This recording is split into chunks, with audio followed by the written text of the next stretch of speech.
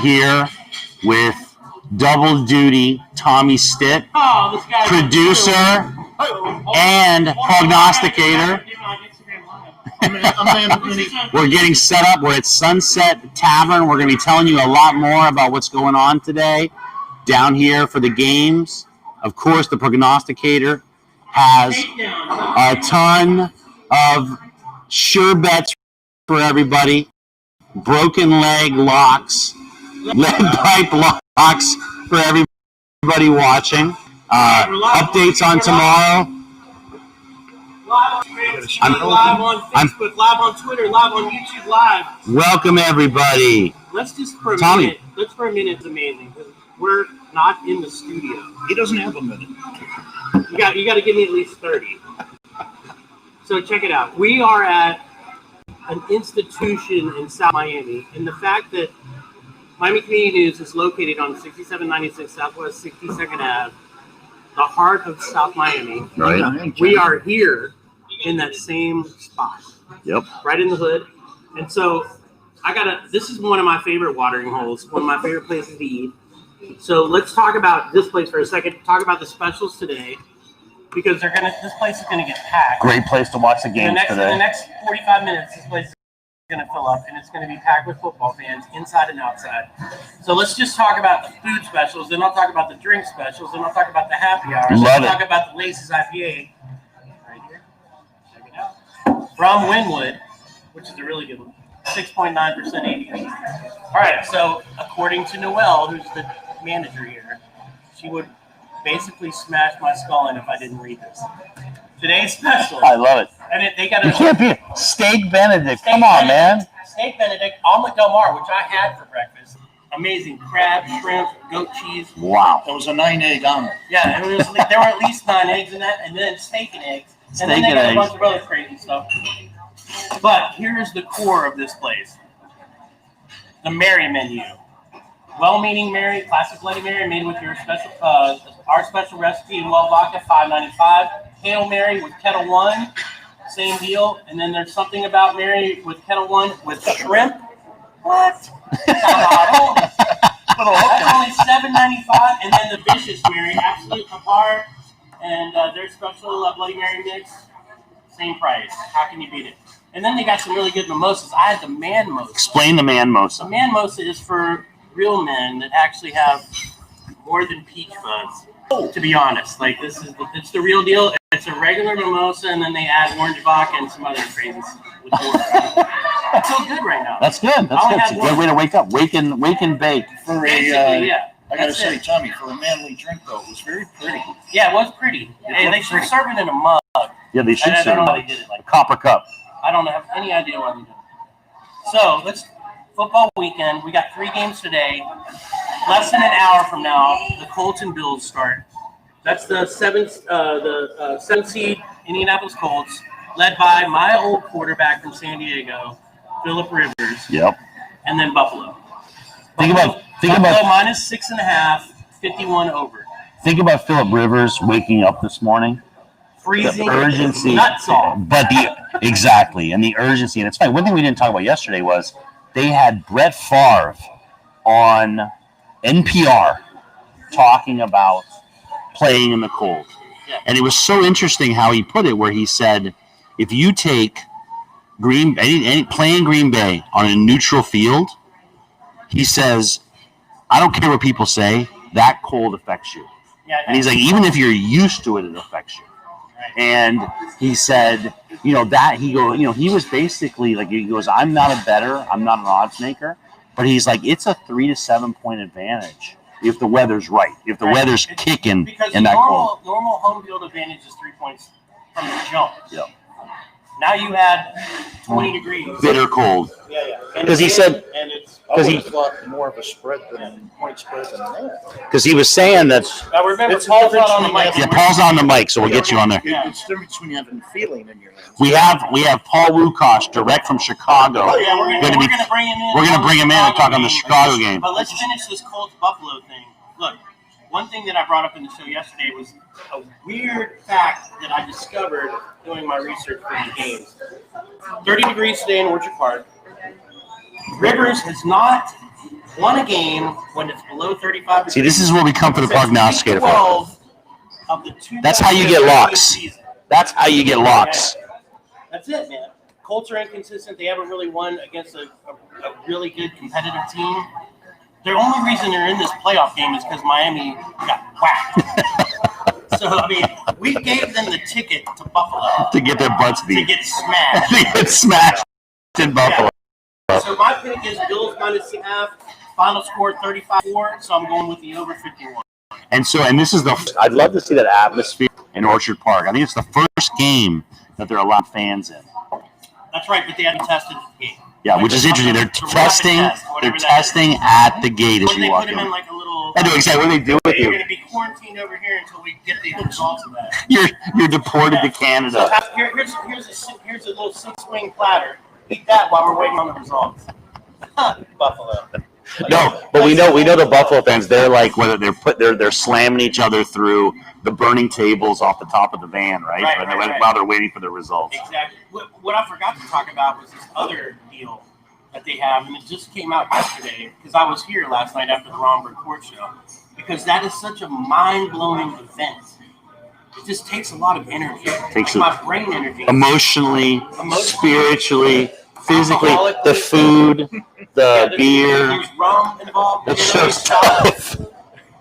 So what they started doing now for Miami Heat games, and thank you Jesus, there is a Miami Heat game today at 3 o'clock. In the middle of all this. They're doing Laces IPA from Winwood Brewing. Here it is right here. Had a couple last night. Delicious. Love it. 4 for $16. 4 for $16. And I love the description. Bright, tropical, citrus, and hop aroma. Hop aroma, too. It's 6.9% ABV, so you got to love that. Well, yeah. So let's move on to game 2. Rams, Seahawks. Huge division rivalry. Rams with Goff. He's only had, 11 or 12 days to recover from that thumb surgery. From thumb surgery. How effective is he going to be? How cautious is he going to be about throwing the ball? Are they going to run? And if that's the case, it's going to be like, 7-0 final score? Because the Seahawks defense has only allowed, 16 points average in the last 8 games, which leads the league in defense. So you got to love Russell Wilson. Not only is he a Super Bowl champion, but he has had an incredible second half of the season, and he's got the poise. He's playing as good as he's ever played. It's amazing to watch. I love it. And we talked about this yesterday. You can't discount the Rams' defense because they are like Aaron Donald is a monster. He's a giant. It's funny when you talk about watching football. When I was a kid, my dad would take me to games, Edmonton Eskimo games up in the CFL, watching Warren Moon break every CFL record. And I remember being a kid, and to keep me interested, he would tell me he was a lineman, played lineman in college. He'd be like, watch this battle, watch the right tackle. And I learned about line play and stuff. So as a kid, it was good. He'd be like, give me a report on what happens. Like, oh, Poppy, he pancaked the guy or whatever. And it was a good way to watch football. And it's like you could literally do a cam. Like you'd watch the game if it was just a cam on Sam Darnold. As he gets doubled and triple teamed, throwing grown-ass men like kids out of the way. Like 300 pounds. Yeah, it's amazing to watch. Not babies. Yeah, it's amazing to watch. So the line on this game is Seattle -3.5, 42.5 under. I took the Seahawks, laying the 3.5. Final score 24-17, so that's an under for me. And now remember, is that the only under you're picking this weekend? I think. We'll see. Let's go through them. But I think I got one more. One more under.